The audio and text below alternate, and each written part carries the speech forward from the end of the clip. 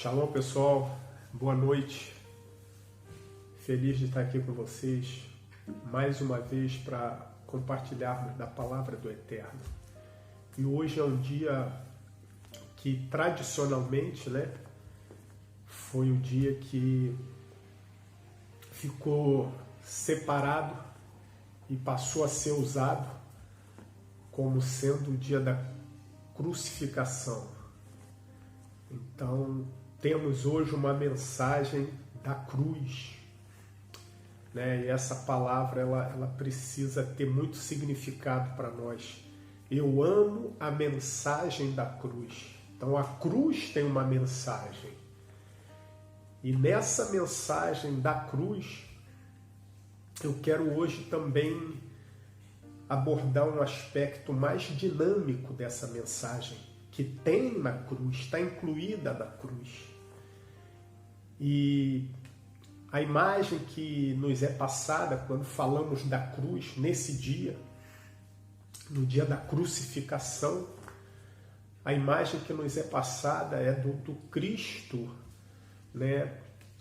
com o rosto coberto de sangue, o lado traspassado, a cabeça reclinada para o lado. E quando falamos da cruz, nós visualizamos essa imagem, porque uma imagem ela fixa na nossa mente, e quando se menciona de cruz, essa imagem é forte para nós, porque isso nos foi passado durante muito tempo. E essa é uma mensagem forte que tem a cruz. Mas eu queria ampliar um pouco mais esse quadro da cruz. Eu queria ampliar um pouco mais a obra da cruz. Eu queria ampliar um pouco mais os acontecimentos na cruz. E para isso, para a gente entender a amplitude da obra da cruz, a gente precisa voltar lá na queda do homem. Eu não vou me demorar muito, eu quero só trazer essa noção hoje aqui para ampliar um pouco mais a nossa visão sobre a cruz. Há um poder na obra da cruz, um poder redentor da nossa vida, mas também algo maior aconteceu na cruz. Quando você olha para o livro de Gênesis, no capítulo 3, você começa a ler sobre a queda do homem, chega um momento em que o Eterno profere uma sentença. Verso 17, Gênesis 3, 17 vai falar: Então voltou-se para o homem e ordenou: Porque escutaste a voz de tua mulher e comeste da árvore que eu lhe proibira comer, maldita é a terra por tua causa. Com sofrimentos obterás do solo o teu alimento todos os dias da tua vida. Verso 18. A terra produzirá espinhos e ervas daninhas, ou cardos e abrolhos, dependendo da versão. E tu terás de comer das plantas do campo. O que acontece aqui em Gênesis 3 com a queda do homem? Não só o homem é danificado, mas a terra também é danificada. O homem perde o governo. O que estabelecia o governo do homem na terra era a glória que o revestia. Não é isso? O homem era revestido de glória. Então o homem perde a glória, perde a sua originalidade. Perdendo a glória, o homem perde o governo. E a terra perde também a sua originalidade. Começou a ser produzido na terra espinhos e ervas daninhas. Com a perda desse governo do homem, o governo passa para Satanás. E o que começa a tipificar esse governo? Se o que trazia o governo para o homem era a glória, o que mostra que Satanás está governando a terra? Espinhos e abrolhos, ou cardos e ervas daninhas. Então, os espinhos que a terra começou a produzir são o símbolo do governo satânico. E por que eu estou falando disso? Porque a obra da cruz, no momento da cruz, no Calvário, quando Jesus ele recebe a coroa de espinhos, guarda isso, nós temos a visão, temos a ótica correta de que aquilo estava sendo um castigo, estava sendo uma afronta, sim, mas a coroa de espinhos vai além da afronta e além do castigo. Quando essa coroa de espinhos é colocada na cabeça de Jesus, nós conseguimos enxergar a cena de uma forma mais ampla. Então, para eu começar a ampliar a obra da cruz, eu preciso analisar e observar que antes desse momento da crucificação, tem alguns apontamentos que antecedem a cena. E o que a cena nos mostra pode não ser somente o que a cena quer dizer. Tem algo mais na crucificação que a imagem não nos deixa ver. Então, quando você analisa Gênesis 3 e entende a perda do governo pelo homem, Satanás assumindo o governo, mas a terra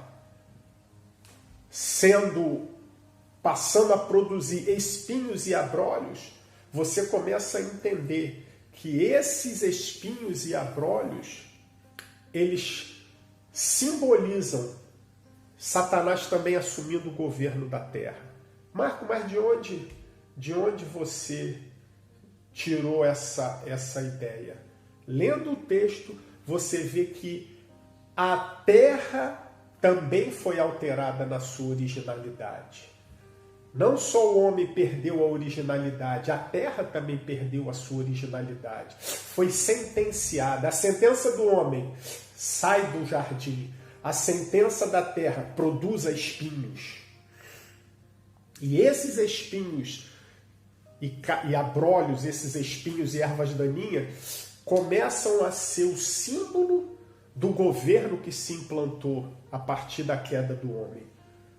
Para enxergar o que aconteceu na crucificação, a gente precisa entender as consequências que a queda trouxe, não só para o homem, mas também para a terra. Na queda do homem, a própria natureza foi deformada. A natureza perde a sua forma original. Então, quando vemos que foi colocada uma coroa de espinhos em Jesus, nós não podemos olhar apenas o aspecto da humilhação e de uma forma de castigo, como está lá em Mateus 27, 29, né? Que lhe teceram uma coroa de espinho e tal. Mas a verdade é que em Gênesis 3, o símbolo do governo satânico na terra, não estou falando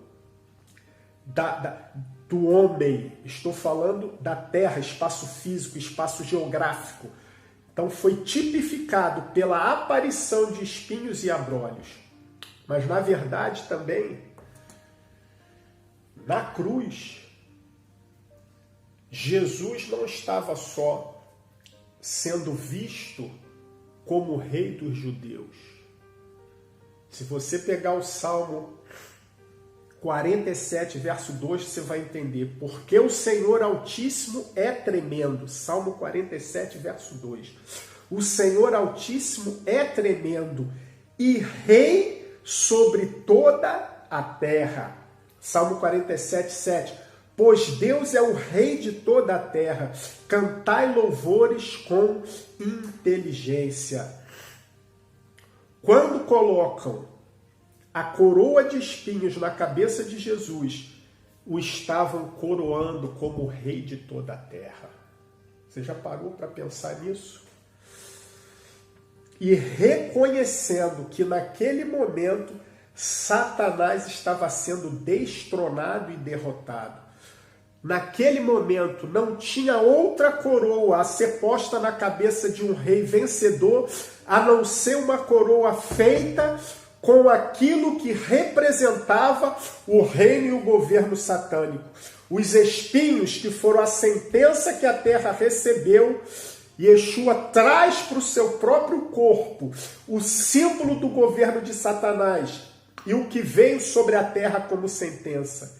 Então, na obra da cruz, não está só a redenção do homem, está a redenção do planeta, a redenção da terra. O sangue remiu o homem, a coroa de espinho remiu a terra. A terra tinha que ser remida também. Então, nessa obra da cruz, porque eu falei para ampliarmos um pouco mais a visão, porque precisamos entender que Jesus, ao ser crucificado, ele estava além da humilhação da coroa, ele estava se posicionando como rei de toda a terra. E como rei de toda a terra, ele recebeu a coroa que dizia quem governava a terra. Então, na obra da cruz, hoje, entenda isso, Jesus morreu para nos remir, mas também morreu para remir o planeta, para redimir o planeta. A obra da cruz, ela é ampla, ela não só resgata o homem, como resgata o planeta Terra. Romanos 8,19, Romanos 14,11 vai dizer: pois as Escrituras dizem, tão certo como eu vivo, diz o Senhor, todo joelho se dobrará e toda língua confessará que Jesus Cristo é o Senhor. A crucificação está além da nossa redenção. Promoveu a redenção de toda a terra. Ali, naquele ato, houve publicamente o reconhecimento daquele que é o rei de toda a terra. Na crucificação, o sangue resgata o homem, mas a coroa de espinho resgata a terra da maldição, da sentença que foi estabelecida em Gênesis 3. Então hoje é dia de nós celebrarmos ao Rei dos Reis, Senhor dos Senhores. Vamos celebrar o Rei dos Reis, aquele que era, que é e que há de vir, ao único que é digno de receber honra, glória, força e poder. Nesse dia, nós te coroamos Rei de toda a terra. Entenda isso, meu irmão, guarda isso. Ele é o Rei de toda a terra. E se ele é o Rei de toda a terra, o governo de toda a terra está nas mãos dele. Ele tem o governo. Isaías profetizou isso, que o governo estaria sobre os seus ombros. Então, a obra da cruz, a coroa de espinho, não foi só um castigo, foi um reconhecimento de quem era o rei da terra. Amém? Receba essa palavra.